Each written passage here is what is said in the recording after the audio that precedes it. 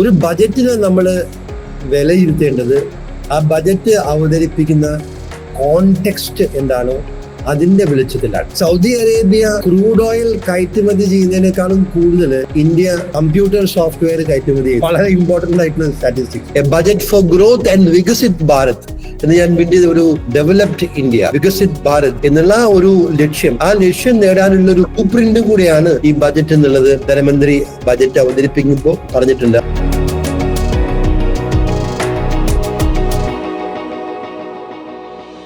I welcome our advisory board member and economist, Dr. Vijay Kumar sir, and our principal, Uma Sridhar, FCCA, and you all. May I invite Uma ma'am for the presidential address. Thank you. Hello, good morning everyone. Good morning, Dr. Vijay Kumar. Good morning, Uma. We are very, very privileged to have you every year, and our students of Accounts Academy, definitely they are privileged to have you every year for the review. To be frank, even I wait for your synopsis rather than going through the detailed one, because you make the things very easy for us in a layman's language. It's make our life very easy. So for the students, since many of you will be knowing Dr. Vijay Kumar for the first time, so I like to add just 2 lines without taking much of your time. I know you all are very anxious to hear more about the budgets. So Dr. Vijay Kumar, as you all know, he is a chief investment strategist with the Georgist Financial Service. I'm sure you all know about the Georgist. ഇപ്പോഴത്തെ കുട്ടികളെല്ലാവരും തന്നെ they all are started investing in small scale, even in the educating time itself. So that's something very good.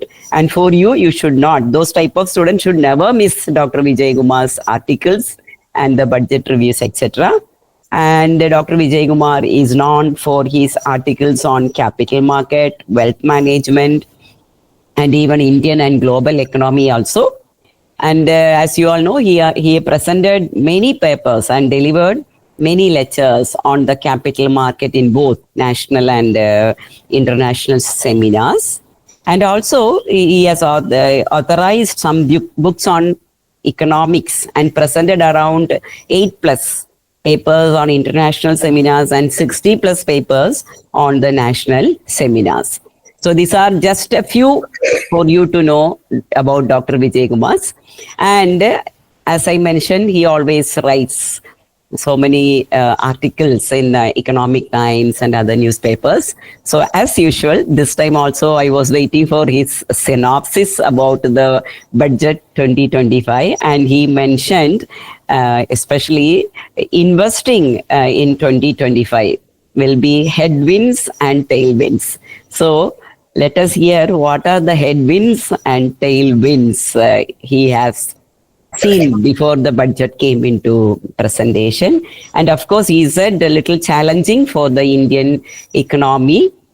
And you all know that the Trump issue, even the people, my niece is about to come for a wedding. She's very worried. She said, no, I don't know what Trump will do, so I am not coming.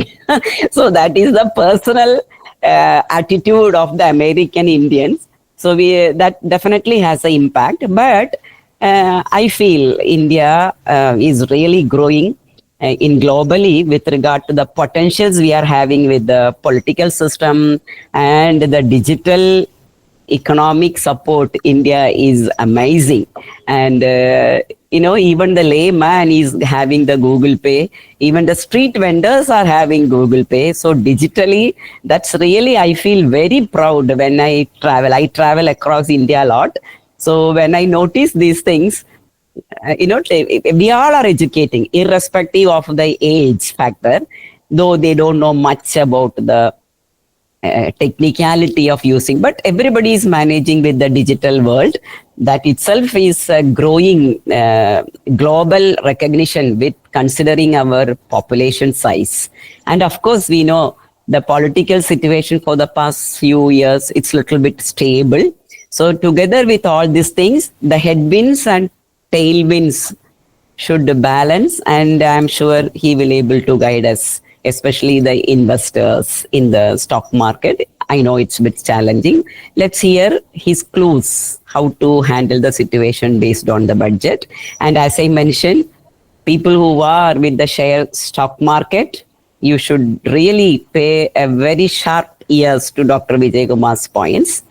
Thank you so much to be associated with Accounts Academy. We are really proud to have you every year, and even our students are really lucky. So this is something very unique about the Accountants Academy. We are giving the opportunity to hear from the professionals in a professional way, and it's on real time basis we are giving the informations. I'm not taking much of your time. Over to you. The floor is for you, Dr. Vijay Kumar. Thank you so much. You can start.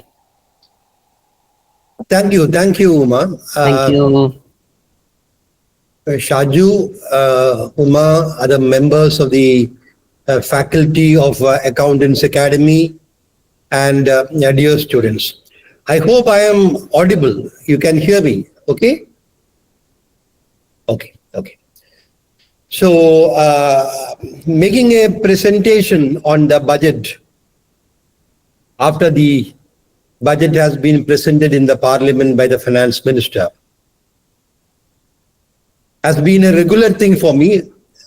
Accountants Academy, I don't remember now when we started this, long back, maybe I think more than 20 years now, around 20 years, I've been addressing students of the Accountants Academy, and it is a privilege for me also to speak to the students of Accountants Academy on the budget and how the budget is going to impact our economy, our country, and particularly youngsters like you.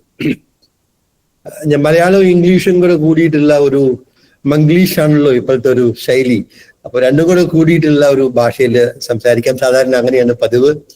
പക്ഷെ എനിക്കൊരു തകരാറുള്ളത് വെച്ചാൽ ഞാൻ English തുടങ്ങിയാൽ പിന്നെ മുഴുവനും ഇംഗ്ലീഷിലാവും, മലയാളത്തിലാണെങ്കിലും മുഴുവനും മലയാളത്തിലാവും എന്നുള്ളൊരു തകരാറുണ്ട്. എന്നാലും കഴിയുന്നത്രേ ഈ കുറച്ചുകൂടെ ബജറ്റിന്റെ സാങ്കേതികമായിട്ടുള്ള പദങ്ങളൊക്കെ ഉള്ളത് കാരണം ഇംഗ്ലീഷ് ഒഴിവാക്കാൻ പറ്റില്ല.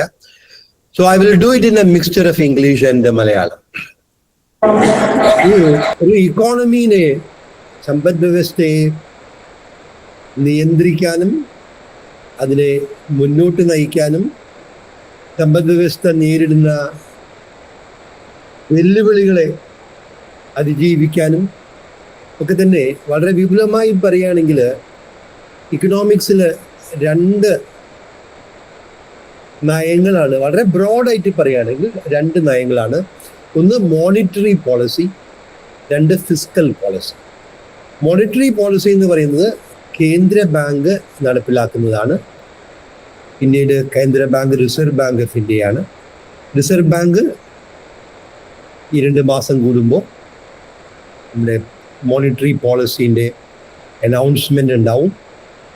അപ്പോൾ ഈ മാസത്തിൽ തന്നെ 25 basis point interest rate cut ചെയ്തിട്ട് ബജറ്റിന് ശേഷം മോണിറ്ററി പോളിസീൻ്റെ ഒരു അനൗൺസ്മെൻ്റ് ഉണ്ടായി. ഇനി ഏപ്രിൽ മാസത്തിൽ മോണിറ്ററി പോളിസി മീറ്റിലും റിസർവ് ബാങ്ക് ഒരു 25 ബേസിസ് പോയിന്റ് എന്ന് പറയുമ്പോൾ 0.25% ഇൻട്രസ്റ്റ് റേറ്റ്സ് കുറയ്ക്കും എന്നുള്ളതാണ് ഇപ്പോഴത്തെ ഒരു പ്രതീക്ഷ. കാരണം സാമ്പത്തിക സാഹചര്യം അങ്ങനെയാണ്. പലിശ നിരക്ക് കുറയ്ക്കുമ്പോൾ നമുക്ക് കുറഞ്ഞ നിരക്കിൽ ബാങ്കിൽ നിന്ന് പലിശയ്ക്ക് കടം വാങ്ങിക്കാൻ സാധിക്കും. അപ്പോൾ ബിസിനസ്സുകാർക്ക് കുറഞ്ഞ നിരക്കിൽ പലിശയ്ക്ക് ലോൺ കിട്ടുന്ന സമയത്ത് സ്വാഭാവികമായിട്ടും ബിസിനസ്സിന് ഒരു ഉത്തേജകമാണ്. Investment will increase, economic growth will increase. അതാണ് മോണിറ്ററി പോളിസി. ഈ മോണിറ്ററി പോളിസി നടപ്പിലാക്കുന്നത് കേന്ദ്ര ബാങ്ക് ആയത് കാരണം സർക്കാരിന് അതിൻ്റെ മുകളിൽ യാതൊരു നിയന്ത്രണവുമില്ല. കേന്ദ്ര ബാങ്ക് വളരെ സ്വതന്ത്രമായിട്ടുള്ളൊരു സ്ഥാപനമാണ്. പണ്ട് അങ്ങനെയായിരുന്നില്ല, സർക്കാരിന് ഒരുപാട് നിയന്ത്രണങ്ങളൊക്കെ ഉണ്ടായിരുന്നു. ഇന്നിപ്പോൾ കേന്ദ്ര ബാങ്ക് വളരെ ഇൻഡിപെൻഡൻ്റ് ആയിട്ടുള്ള ഒരു ഓർഗനൈസേഷനാണ്, വികസിത രാജ്യങ്ങളിലെ പോലെ ഇന്ത്യയിൽ. അപ്പോൾ മോണിറ്ററി പോളിസിയാണ് ഒരു ഇക്കണോമിക് പോളിസി, ഒരു economic tool to regulate the economy and take the economy forward. രണ്ടാമത്തെ ബ്രോഡ് ഇക്കണോമിക് ടൂൾ എന്ന് പറയുന്നതാണ് ഫിസ്ക്കൽ പോളിസി. ഫിസ്ക്കൽ പോളിസി എന്ന് പറഞ്ഞാൽ ടാക്സേഷനിലൂടെ, പബ്ലിക് എക്സ്പെൻഡിച്ചറിലൂടെ ഇക്കോണമീനെ മുന്നോട്ട് നയിക്കുന്നത്, റെഗുലേറ്റ് ചെയ്യുന്നത്, വിലക്കയറ്റത്തിനൊക്കെ നിയന്ത്രിക്കാൻ ശ്രമിക്കുന്ന ആ പോളിസിയാണ് ഈ ഫിസ്ക്കൽ പോളിസി നടപ്പിലാക്കുന്നത് ബജറ്റിലൂടെയാണ്. Fiscal policy is implemented through the budget. അതുകൊണ്ടാണ് ബജറ്റിന് വലിയൊരു പ്രാധാന്യം. അവിടെ വളരെ ആമുഖമായിട്ട് പറയണമെന്ന് മാത്രമേ ഉള്ളൂ. ഇനി ഒരു ബജറ്റിനെ നമ്മൾ വിലയിരുത്തേണ്ടത് ആ ബജറ്റ് അവതരിപ്പിക്കുന്ന കോണ്ടെക്സ്റ്റ് എന്താണോ അതിൻ്റെ വെളിച്ചത്തിലാണ്. ഇപ്പം ഇന്ത്യയിൽ നമ്മൾ നോക്കുകയാണെങ്കിൽ ഇന്ത്യയിൽ ഉണ്ടായിട്ടുള്ള ബജറ്റുകൾ, സ്വാതന്ത്ര്യത്തിന് ശേഷം ഉണ്ടായിട്ടുള്ള ബജറ്റുകളിൽ ഏറ്റവും മികച്ച ബജറ്റ് എന്ന് പറയുന്നത് 1991 അന്നത്തെ ധനമന്ത്രിയായിരുന്ന മൻമോഹൻ സിംഗ് അവതരിപ്പിച്ച ബജറ്റാണ്. പ്രധാനമന്ത്രി നരസിംഹറാവു ആയിരുന്നു, ധനമന്ത്രി മൻമോഹൻ സിംഗ് ആയിരുന്നു 91. ആ 91 ബജറ്റാണ് ഇന്ത്യയുടെ സാമ്പത്തിക നയങ്ങൾ ആകെ മാറ്റിയത്. അതുവരെ നമ്മൾ നമ്മൾ തുടർന്നു കൊണ്ടുപോകുന്ന സാമ്പത്തിക നയം പഴയ ഒരു സാമ്പത്തിക നയം, അത് സോവിയറ്റ് മാതൃകയിലുള്ള ഒരു സാമ്പത്തിക നയമായിരുന്നു. പൊതുമേഖലയ്ക്ക് പ്രാമുഖ്യം കൊടുക്കുക, പഞ്ചവത്സര പദ്ധതികൾക്ക് പ്രാമുഖ്യം കൊടുക്കുക, സർക്കാർ സാമ്പത്തിക കാര്യങ്ങളൊക്കെ അമിതമായി നിയന്ത്രിക്കുക, സ്വകാര്യ മേഖലയുടെ മുകളിൽ ഒരുപാട് നിയന്ത്രണങ്ങൾ വെക്കുക, ഉയർന്ന നികുതി നിരക്ക്, ഇതൊക്കെയായിരുന്നു അതുവരെയുള്ള ആ ഒരു സാമ്പത്തിക നയം. ആ നയം പാടെ മാറ്റിയിട്ട് അതിൻ്റെ അകിലും പിടിയും ഒക്കെ മാറ്റിയിട്ട് 91 നമ്മൾ LPG എന്ന് പറയുന്ന ലിബറലൈസേഷൻ, പ്രൈവറ്റൈസേഷൻ, ഗ്ലോബലൈസേഷൻ. അതാണ് LPG, ലിബറലൈസേഷൻ, പ്രൈവറ്റൈസേഷൻ, ഗ്ലോബലൈസേഷൻ. ഉദാരീകരണം, സ്വകാര്യവൽക്കരണം, പിന്നെ ആഗോളീകരണം. ഇന്ത്യൻ സമ്പദ് വ്യവസ്ഥയെ ആഗോള സമ്പദ് വ്യവസ്ഥയായിട്ട് ഇൻ്റഗ്രേറ്റ് ചെയ്യുന്നതാണ് ഗ്ലോബലൈസേഷൻ എന്ന് പറയുന്നത്. ബിസിനസ്സിനെ വളരെയധികം പ്രോത്സാഹിപ്പിക്കുന്ന, സ്വകാര്യ ബിസിനസ്സിനെ പ്രോത്സാഹിപ്പിക്കുന്ന നയമാണ് ഉദാരീകരണം എന്ന് പറയുന്നത്. സ്വകാര്യ മേഖലയെ പ്രോത്സാഹിപ്പിക്കുക. പണ്ട് സ്വകാര്യ മേഖലയ്ക്ക് ചെറിയ റോള് മാത്രമേ ഉണ്ടായിട്ടുള്ളൂ. ഉദാഹരണത്തിന് ടെലികോം. നിങ്ങൾക്കിന്ന് ചെറുപ്പക്കാർ കുട്ടികൾക്ക് പറഞ്ഞാൽ വിശ്വസിക്കാൻ പ്രയാസം തോന്നും. ഞാൻ 1989 ലാൻഡ് ലൈൻ ടെലിഫോണിന് അപേക്ഷിച്ചിട്ട് 3 മാസത്തെ ശമ്പളം കൊടുത്തിട്ട് 3 കൊല്ലം കഴിഞ്ഞിട്ടാണ് കണക്ഷൻ കിട്ടിയത്. 3 മാസത്തെ ശമ്പളം ആലോചിക്കൂ. അന്ന് 9,600 രൂപ, അന്നത്തെ ശമ്പളം 89 3,900 രൂപയാണ്. 9,600 രൂപ വലിയ തുകയാണ് അന്ന്. ഇന്ന് 3 ലക്ഷം രൂപ കൊടുക്കണം പറയും. ആ കാശ് കൊടുത്ത് 3 വർഷം വെയിറ്റ് ചെയ്തിട്ടാണ് ഓൺ യുവർ ടെലിഫോൺ OYT സ്കീമിൽ ടെലിഫോൺ കണക്ഷൻ കിട്ടിയത്. ഇന്നിപ്പോൾ ഒരു ടെലിഫോൺ കണക്ഷൻ കിട്ടാൻ എത്ര സമയം വേണമെന്ന് നിങ്ങൾക്ക് എന്നെക്കാളും കൂടുതൽ അറിയാം. എന്ത് ചെലവ് വേണമെന്ന് നമുക്കറിയാം. അത് കാരണം എല്ലാവരുടെ കയ്യിലും ഫോണുണ്ട്, സ്മാർട്ട് ഫോൺസ് ഉണ്ട്. അതിനുള്ള കാരണം ഇന്ത്യയിൽ പ്രധാനമായിട്ടും സ്വകാര്യ മേഖലയുടെ വളർച്ചയാണ്. ഇന്ത്യൻ ടെലികോം ഇൻഡസ്ട്രി എന്ന് പറഞ്ഞാൽ ഇന്ന് 40%, 40% റിലയൻസ് ജിയോ ആണ്, 40% ഭാരതി എയർടെൽ ആണ്, 80% ഈ 2 കമ്പനികൾ. ഈ 2 കമ്പനികളുടെയും ഒരു വളർച്ച കാരണം ലോകത്തിലെ ഏറ്റവും കുറഞ്ഞ ഡേറ്റയാണ് ഇന്ത്യയിൽ. Cheapest data in the world. നമ്മൾ വിദേശ രാജ്യങ്ങളിൽ പോകുമ്പോഴാണ് നമ്മൾ ഡേറ്റ വാങ്ങിക്കുമ്പോഴാണ് എത്രമാത്രം എക്സ്പെൻസീവ് ആണെന്ന് അറിയാം. Data is the cheapest in the world now. അപ്പോൾ പണ്ട് സ്വകാര്യ മേഖലയ്ക്ക് അനുവദിക്കാതിരുന്ന ടെലികോം BSNL മാത്രമേ ഉണ്ടായിരുന്നുള്ളൂ. ഡിപ്പാർട്ട്മെന്റ് ഓഫ് ടെലികോം അതിൻ്റെ പഴയ പേര്.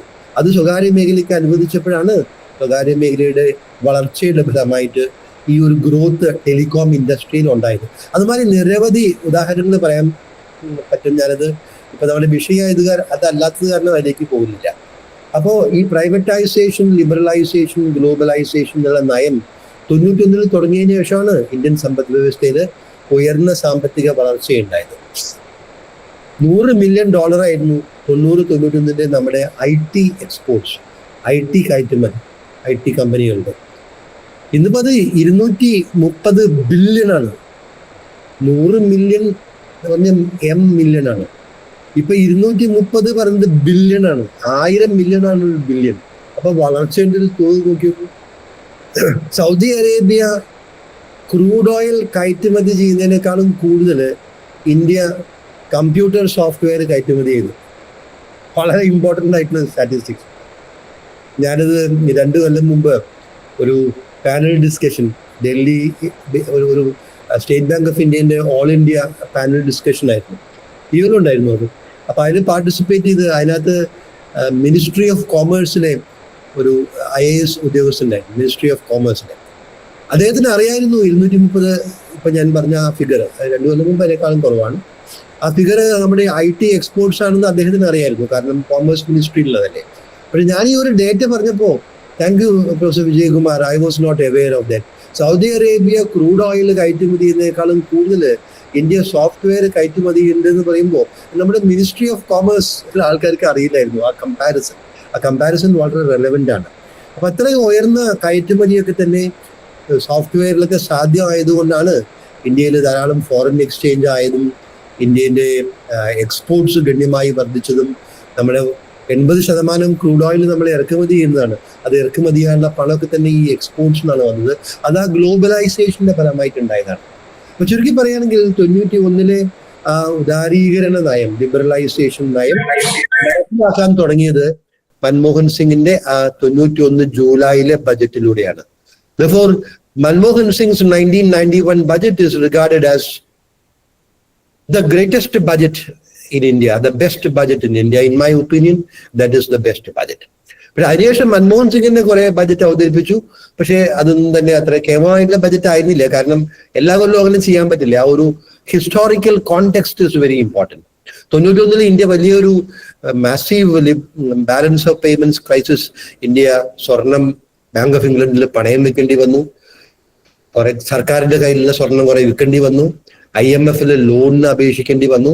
വളരെ ബുദ്ധിമുട്ടുള്ള ഒരു അവസ്ഥയായിരുന്നു.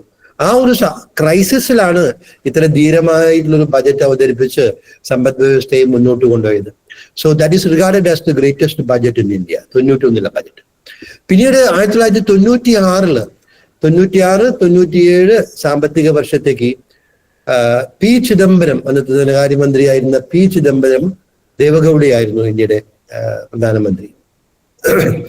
അദ്ദേഹം അവതരിപ്പിച്ച ബജറ്റാണ് നമ്മുടെ ഡയറക്റ്റ് ടാക്സ് സിസ്റ്റത്തിനെ, പ്രത്യക്ഷ നികുതി ഉണ്ടല്ലോ, ഇൻകം ടാക്സ്, കോർപ്പറേറ്റ് ടാക്സ്, ഇതൊക്കെ ഡയറക്റ്റ് ടാക്സസ് ആണ്. ആ ടാക്സ് സിസ്റ്റത്തിനെ വളരെയധികം റാഷണലൈസ് ചെയ്ത് അതിനെ സിംപ്ലിഫൈ ചെയ്തു. 3 സ്ലാബ്, 10% നികുതി, 20% നികുതി, 30% നികുതി എന്നുള്ള 3 നികുതിയായിട്ട് ടാക്സ് സിസ്റ്റത്തിനെ വളരെയധികം സിംപ്ലിഫൈ ചെയ്തത് ചിദംബരത്തിന്റെ ബജറ്റാണ് 96. ആ ബജറ്റിനെ പൊതുവെ നമ്മൾ ബജറ്റിന്റെ ഭാഷയിൽ വിശേഷിപ്പിക്കാറുള്ളത് ഡ്രീം ബജറ്റ് എന്നാണ്, സ്വപ്ന ബജറ്റ് എന്നാണ് പറയുക. അത്രയും കേമമായിട്ടുള്ള ബജറ്റായിരുന്നു 96 ചിദംബരത്തിന്റെ ബജറ്റ്. ഏകദേശം ആ ബജറ്റുകളുടെ ആ ഒരു നിലവാരത്തിൽ വരുന്നതാണ് നിർമ്മല സീതാരാമൻ ഈ വർഷം അവതരിപ്പിച്ച 2025-26 വർഷത്തേക്കുള്ള ഇന്ത്യയുടെ യൂണിയൻ ബജറ്റ്. അതിനെ ഞാൻ വിശേഷിപ്പിച്ചിട്ടുള്ളത്, ടൈറ്റിലിൽ വിശേഷിപ്പിച്ചിട്ടുള്ളത് a great budget for growth എന്നുള്ളതായിരുന്നു നമ്മുടെ ആ ഒരു ഫ്ലയറിൽ ഉണ്ടായിരുന്നത്. ഞാൻ സ്വല്പം മാറ്റം വരുത്തിയിട്ട് a budget for growth and Viksit Bharat എന്ന് ഞാൻ വീണ്ടും ഒരു പുനർവിചിന്തനത്തിന് ശേഷമാണ് ചെറുതായിട്ട് മാറ്റം വരുത്തിയത്. കാരണം ഇപ്പൊ നമ്മുടെ പ്രധാനമന്ത്രിയും ധനമന്ത്രിയും ഒരുപാട് ഇക്കോണമിസ്റ്റുകളും ഇന്ത്യയിലത്തെ പ്രമുഖരായിട്ടുള്ള വ്യക്തികളൊക്കെ തന്നെ ഇപ്പൊ പറയുന്ന ഒരു കാര്യം, നമ്മുടെ അമൃത് കാലിലാണ്, നമ്മൾ സ്വാതന്ത്ര്യം നേടിയിട്ടുള്ള അമൃത് കാലിലാണ് 75 വർഷം പിന്നിട്ടിട്ടുള്ളത്. അപ്പൊ 2047 ഇന്ത്യ സ്വാതന്ത്ര്യത്തിന്റെ 100ാം വാർഷികം ആഘോഷിക്കുന്ന വേളയിൽ, ശതാബ്ദി ആഘോഷിക്കുന്ന വേളയിൽ ഇന്ത്യ ഒരു വികസിത രാജ്യമാകണം, ദാരിദ്ര്യമൊന്നും തീരെ ഇല്ലാത്ത, നല്ല വരുമാനം, പ്രതിശീർഷ വരുമാനം, നല്ല ഗുണമേന്മയുള്ള ജീവിത നിലവാരമൊക്കെയുള്ള, ഇന്നിപ്പോ ഒരു ചെറിയ വിഭാഗത്തിന് മാത്രമേ ഉള്ളൂ, സമ്പന്ന വിഭാഗത്തിന് നല്ല ഉയർന്ന വരുമാനമുണ്ട്, ഉയർന്ന ജീവിത നിലവാരമുണ്ട്. Middle class, upper middle class, middle level class, അവർക്കും ധാരാളം നല്ല ജീവിത സൗകര്യങ്ങളുണ്ട്. പക്ഷേ സാമ്പത്തികമായിട്ട് ബോട്ടം ഓഫ് ദ പിരമിഡ് എന്ന് പറയില്ലേ, പിരമിഡിന്റെ ഏറ്റവും താഴെയുള്ള പിന്നോക്കം നിൽക്കുന്ന വിഭാഗങ്ങൾക്ക് സാമ്പത്തിക വളർച്ചയുടെ ഗുണം കിട്ടിയിട്ടില്ല. അപ്പോ ഈ ബോട്ടം ഓഫ് ദ പിരമിഡിലും സാമ്പത്തിക വളർച്ചയുടെ ഗുണം എത്തിക്കുക എന്നുള്ള ആ ഒരു ലക്ഷ്യത്തിലാണ് പുതിയ സാമ്പത്തിക നയങ്ങളൊക്കെ തന്നെ സർക്കാർ നടപ്പിലാക്കുന്നത്. അപ്പൊ ആ ഒരു 2047 ആവുമ്പോഴേക്കും ഒരു വികസിത ഭാരത്, ഡെവലപ്ഡ് ഇന്ത്യ, വികസിത് ഭാരത് എന്നുള്ള ഒരു ലക്ഷ്യം, ആ ലക്ഷ്യം നേടാനുള്ള ഒരു ബ്ലൂ പ്രിന്റ് കൂടെയാണ് ഈ ബജറ്റ് എന്നുള്ളത് ധനമന്ത്രി ബജറ്റ് അവതരിപ്പിക്കുമ്പോൾ പറഞ്ഞിട്ടുണ്ട്. അതുകൊണ്ടാണ് ബജറ്റ് ഫോർ വികസിത് ഭാരത് എന്നും കൂടെ ഞാനത് അതിലൂടെ ആഡ് ചെയ്യാനുള്ള പ്രധാനമായിട്ടുള്ള കാരണം. ഇത്രയും കാര്യങ്ങൾ ഞാൻ ഒരു ആമുഖമായിട്ട് പറഞ്ഞതാണ്. ഒരു ബജറ്റ് എന്താണ്, ബജറ്റിന്റെ പ്രസക്തി എന്താണ്, ഈ ബജറ്റിന്റെ പ്രാധാന്യം, അത് വികസിത ഭാരതത്തിലേക്കുള്ള ഒരു ബ്ലൂ പ്രിന്റ്, ഇത്രയും കാര്യങ്ങൾ ആമുഖമായി പറഞ്ഞു എന്ന് മാത്രം. ഇനി നമുക്ക് ബജറ്റിന്റെ പ്രസന്റേഷനിലേക്ക് പോവാം. You can start the slide presentation. Slide presentation തുടങ്ങിക്കോളൂ. ബജറ്റിന്റെ പ്രധാനമായിട്ടുള്ള കണ്ടന്റ്സ് എന്തൊക്കെയാണ്, പ്രത്യേകിച്ച് ടാക്സ് റീഫോംസ് എന്തൊക്കെയാണ്, പിന്നെ പ്രധാനമായിട്ടുള്ള ഹൈലൈറ്റ്സ് എന്തൊക്കെയാണ്, ഇവ കാര്യങ്ങളാണ് നമ്മൾ പ്രസന്റേഷനിൽ ഉൾപ്പെടുത്തിയിട്ടുള്ളത്.